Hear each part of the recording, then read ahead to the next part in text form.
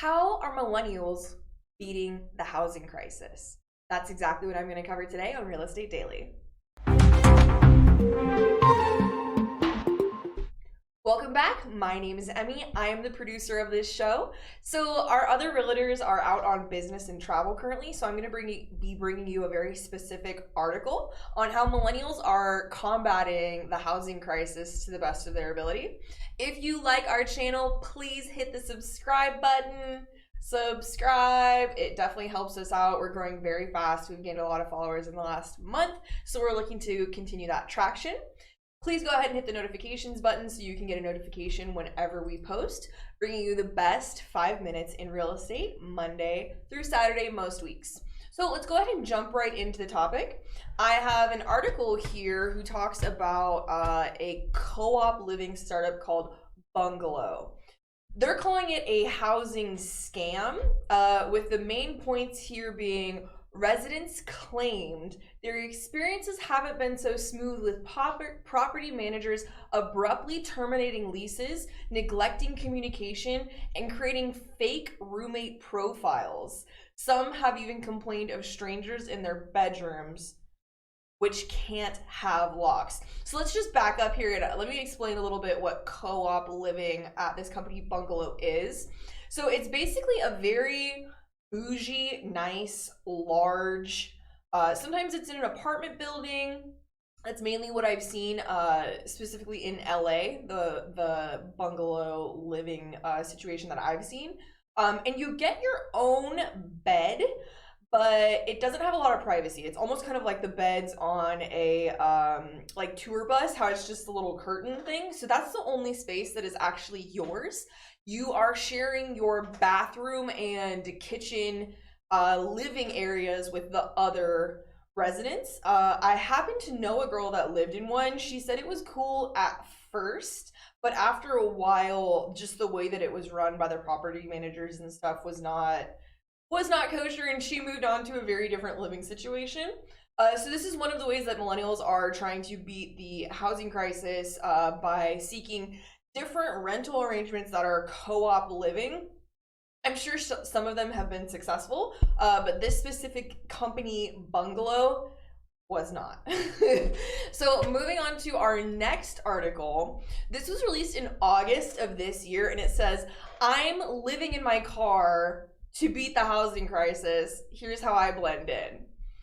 So the internet has had very mixed reactions to this woman's solution. They're basically saying that she's not beating the housing crisis beat her. Unfortunately. This is pretty wild to me. She's trying to claim that she's part of the van life movement, but she's doing it out of a Honda Civic. Ugh. I get it. Sometimes you gotta do what you gotta do. But it's kind of odd because she has 1 million followers on TikTok. And she posts all about her life living in her Honda Civic and exactly what she does to try and blend in. She stated that after she was struggling to pay rent on time and skipping meals to save money, all the while going into debt despite working 2 jobs, she decided to call it quits on a home and avoid falling further into financial ruin by living in her car. She has been living in her Honda Civic since late in 2019. So she's been doing this for a few years, meaning her situation has not changed and she's continuing to live in her car. She states that she will look up residential areas on like Google Maps to see if they look like safe neighborhoods, and if they are, she will park there, and she has different window coverings so that she can not be seen while she's sleeping in her car.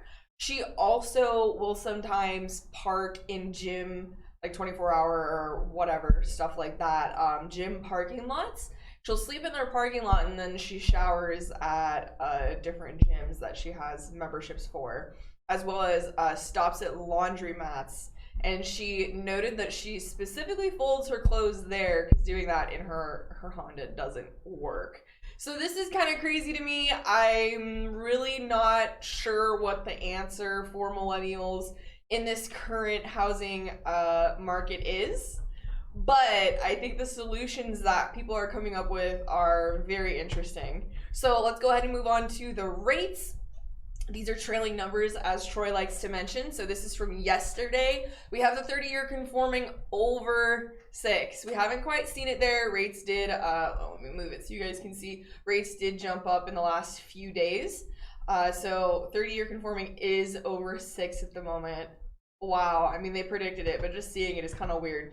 15-year conforming, it's up just a teeny tiny tick, 5.3. 30-year jumbo, also up a few basis points, a little tick there, 5.8, and then 30-year FHA at 5.9. Wow, guys, that's absolutely wild. So thank you so much for joining us today. Hopefully I'll have some content with the other realtors on our team this week. If not, you'll be hanging out with me for a few days, and next week we will have Troy back in. Thank you so much for tuning in, and we will see you next time.